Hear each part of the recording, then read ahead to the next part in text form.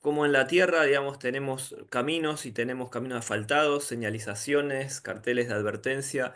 A lo largo de los siglos también los maestros se han ocupado de señalizar el camino al cielo, el camino del viaje al alma. Han puesto mojones y estaciones para que los buscadores no se perdieran, pudieran encontrar la dirección, encontrar el rumbo y llegar a destino. Y siempre eso ha sido materia de debate y de estudio de muchos catedráticos. Hoy tenemos con nosotros a un amigo y a un profesor nuestro desde la primera hora, Fernando Mora, que es traductor y biógrafo en habla hispana de Ibn Arabi. También es un catedrático que explora las profundidades de la mística islámica y siempre pone sobre el tapete aspectos poco estudiados del sufismo y de sus maestros y lo hace de un modo encantador, muy didáctico y a la vez muy profundo. Así que bienvenido, Fernando. Salam alaikum para ti. Alaikum salam. Muchas gracias por tus palabras inmerecidas, creo, por mi parte. Me alegra siempre mucho, mucho verte. Cuéntanos Y a mí el también. curso que vas a dar en mayo, que hemos titulado El viaje espiritual. Cuéntanos un poco qué es lo que va a Bueno, tratar. va a tratar principalmente de lo que se conoce en la tradición como el viaje nocturno y la ascensión, tanto del profeta como de otros santos musulmanes. Y entonces también nos centraremos de entrada, haremos una revisión, porque en las tradiciones monoteístas, tanto en el judaísmo como en el cristianismo, incluso en el zoroastrismo, que repasaremos someramente al principio del curso, existe este tipo de experiencia, ¿no?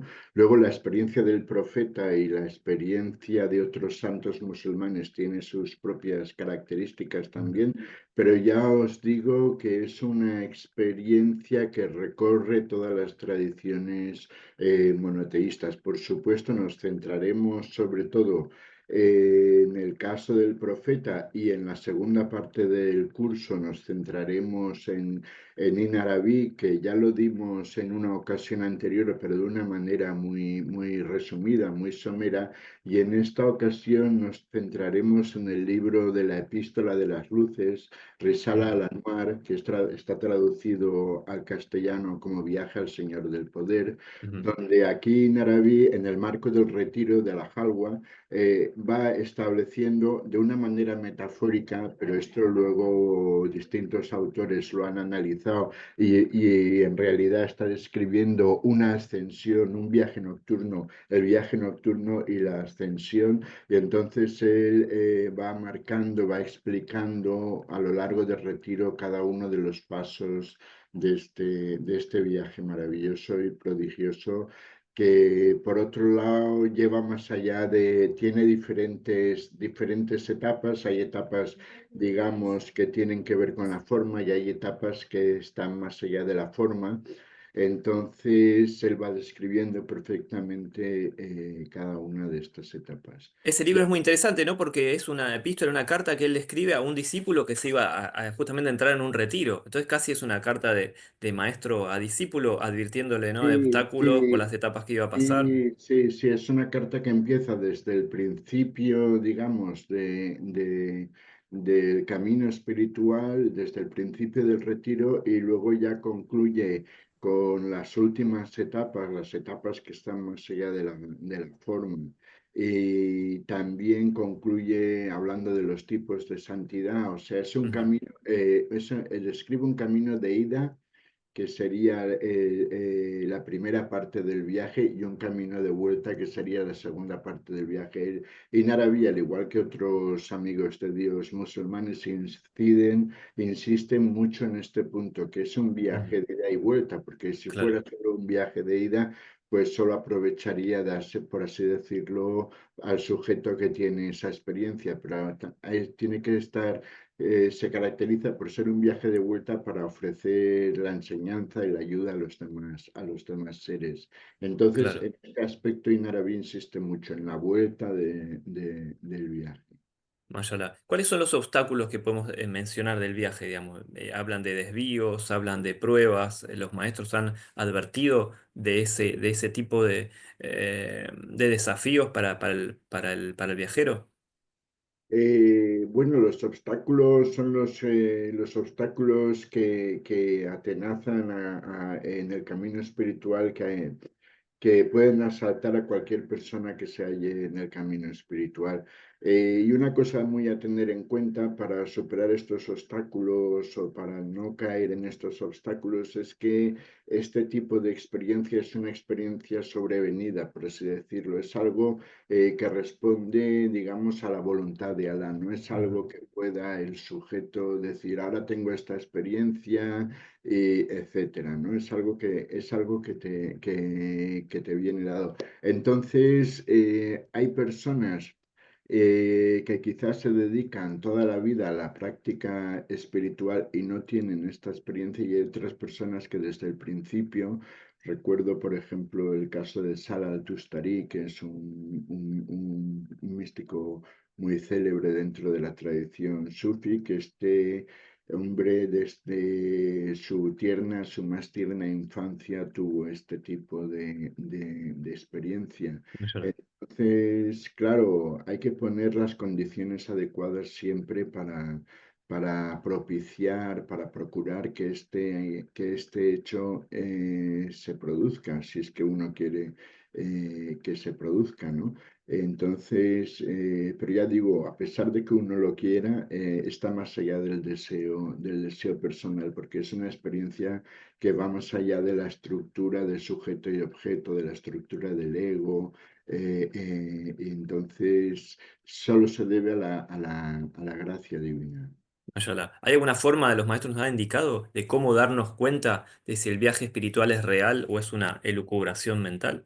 Porque a veces la gente tiene Bueno, sí, experiencia, pero tiene también sí, un sí, problema hay psíquico. una forma, sobre todo en sus últimas etapas, en las etapas que están más allá de la forma, cuando uno llega, por así decirlo, cerca de la presencia divina, es que no existe en absoluto la conciencia personal o la conciencia egoica. Uno mientras está en ese viaje no sabe que está en ese viaje. Esto Ajá, lo dice, lo cual no significa que sea un estado inconsciente.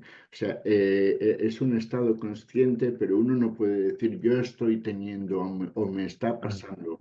No lo dice, ¿no? Sino que es al volver cuando uno se da cuenta de todo lo que ha, Mashallah. todo lo que y Naraví dice, aquel que me ve y sabe que me ve, no me ve. Ajá. Esto es una clave muy precisa para definir, para describir de una manera esencial lo que ocurre durante este tipo de experiencia espiritual. Mashallah. ¿Por qué se toma el viaje de ascensión del profeta sallallahu alaihi wasallam como molde del viaje espiritual dentro de nuestra tradición? ¿Por qué ese es el parámetro? Porque es el viaje, digamos, el prototipo, también es un hecho muy importante en la vida del profeta, el momento en el que se produce este viaje y, por ejemplo, durante este viaje él recibe la instrucción de las 5 oraciones diarias a la vuelta de este viaje. Entonces, de alguna manera eso nos indica también que la oración, todos los niveles, en todos sus grados, es el medio idóneo también para procurar este tipo de experiencia, aunque insisto en ello, es una experiencia que viene dada siempre por la voluntad de Dios. No es algo, uno puede desearlo, pero no es algo que esté en nuestra mano, dentro de nuestro deseo egoico Claro, el tratar de conseguirlo. Es que es una experiencia que está totalmente reñida, por así decirlo, con el deseo egoico. claro, Si hay ego, no hay viaje espiritual. claro. No hay viaje espiritual, no hay viaje nocturno y ascensión, porque el viaje nocturno y la ascensión son dos etapas del mismo viaje. El viaje nocturno, según cuenta la tradición, tiene que ver con la disolución de los elementos burdos de nuestro cuerpo, de nuestra mente, y luego que es el viaje, simbólicamente es el desplazamiento desde la Meca a Jerusalén por parte Ujú, del profeta, y la ascensión viene desde Jerusalén ya a los cielos o a la presencia divina. claro. Mencionabas el tema de la ascensión relacionada con el salat, ¿no? Hay algo muy lindo que es un hadith, ¿no? Que cada salat del profeta sallallahu alaihi wasallam decía que es también una ascensión, ¿no? Y por eso también la simbología que usó después las mil y una noches de la alfombra voladora, ¿no? Que la ha usado muchísimas veces en la narrativa y hasta Disney, Sí, ¿no? sí, sí, de hecho yo creo que hay algún hadith o alguna cita de algún autor famoso, de algún sufí célebre, que dice que literalmente que la oración es una ascensión. Ujú. Mashallah. Has mencionado al principio de nuestra charla que hay una similitud de los viajes espirituales dentro de las religiones monoteístas, pero por ejemplo la tradición chamánica también habla de viajes Sí, espirituales, sí, el budismo claro. también habla de nirvana. Lo que quería preguntar es Sí. si hay diferencias claras entre otras tradiciones que no son las monoteístas, ¿no? Con la No, nuestra. sí, hay, por supuesto, hay experiencias, digamos, ultramundanas en todas las tradiciones espirituales, ya sea el budismo, el hinduismo, pero las experiencias que están dentro del marco monoteísta, por así decirlo, todas ellas responden a unas características Claro, muy definidas. Entonces, es un tema a estudiar dentro de otras tradiciones que todavía no está revisado del todo si se produce del mismo modo, pero por lo que yo llevo visto, me parece que es algo que responde a las tradiciones que se produce dentro de las tradiciones monoteístas desde muy antiguo, claro, desde muy antiguo. Entonces, bueno, luego viene el tema de por qué, digamos, se traduce esa experiencia, porque digamos que la experiencia a lo mejor no responde literalmente a lo que luego se nos transmite. claro, Literariamente, por así decirlo. claro, Entonces, el hecho de que se ponga o de que se vierta en unos términos con unos parámetros determinados, parámetros cosmológicos, niveles planetarios, etcétera, pues responde también a unos conocimientos o a una tradición cultural específica. En este caso, que viene de los griegos, los latinos, también la tradición hebrea, y ya te digo, incluso en la tradición persa podemos encontrar este viaje, aunque el testimonio que hay, que es el libro de Arda Viraj, es un que responde de una manera muy concreta a los mismos parámetros que la experiencia del viaje nocturno, la experiencia de la ascensión, que está en otras tradiciones, parece que está muy influenciado por la tradición islámica, porque, mashallah. porque es un libro que aparece alrededor del siglo octavo después de, entonces ahí ya el Islam estaba muy asentado en Persia en ese momento, ¿no? Claro, claro. Entonces los especialistas se plantean esto y parece ser que sí, ¿no? Que esa influencia es cierta. Mayor, así como para nosotros nuestra tradición el mensaje profético se cierra con el profeta Muhammad sallallahu alaihi wasallam, también pareciera que hasta los viajes espirituales se han cerrado, ¿no? Uno escucha y lee las experiencias que han tenido místicos hace siglos, pero no así experiencias contemporáneas. Sin embargo, a ti te ha pasado de tener contacto con gente que ha tenido experiencias muy similares a estas, es decir, esto es algo que se actualiza día a día, ¿no? Claro, No es... claro, eso es algo que se actualiza y ya te digo que no depende de nuestra voluntad personal. Ujú, Algo que ocurre debido, pues simplemente, bueno, simplemente no, debido ujú, a la voluntad de Dios, ¿no? Que es el motor que impulsa para que este viaje suceda. Yo creo que, igual que ha ocurrido en el pasado, hay gente que tiene o ha tenido esta experiencia en el presente. Lo que pasa es que no mantienen un silencio prudente. ujú. Y en el pasado también ha existido esto. O sea, ha habido muchos santos que han tenido esta experiencia y no han hablado de ella, ¿no? Claro, claro. Me resonaba también cuando mencionabas esto de que por más esfuerzo que uno haga por más empeño que uno ponga, esto es un regalo, es un don de Allah, que Allah hable. Me resonaba también con la experiencia de soñar con nuestro profeta, la paz sea con él, ¿no? Que también es un regalo, por más empeño que uno quiera, quiero soñar con él, quiero soñar con él, si no se abre, el sueño no sucede, Claro, ¿no? claro, claro, es prácticamente lo mismo o muy parecido. Y de todos modos, también te diría que no siempre que uno sueña con el profeta es el profeta realmente Ajá, el que aparece en sueños. O sea que ajá, hay, tenemos que tener un modo de discernimiento. O sea, pongo un caso muy extremo. Hace poco, bueno, hace unos años, un señor de estos que estaba en el ISIS, en el grupo terrorista, decía sí, que soñaba con el profeta. ajá. Entonces, yo digo, para mí que el profeta no era el profeta con el que este señor soñaba, ¿no? Porque, claro, además los sueños con el profeta o el profeta que también cuando aparece en este viaje nocturno, porque él es de algún modo el que abre la puerta para ello, Mashallah. tiene unas características muy concretas. Ajá, ¿puedes contar alguna de ellas? Aunque sea una. Sí, bueno, el profeta aparece en algunos casos, según algunos testimonios, aparece como un ser de luz. O sea, aparece, recuerdo pues una descripción de una experiencia de este tipo, donde el profeta era un ser de luz, Mashallah, qué lindo. igual que la persona que estaba en el viaje en ese momento era también un ser de luz que no tenía forma humana, pero no tenía unos rasgos definidos. Claro, Él tiene esta cara o esta otra, ¿no? claro. Esto que marca la tradición de que no se representa al profeta con el rostro, etcétera, puede tener una lectura también más profunda.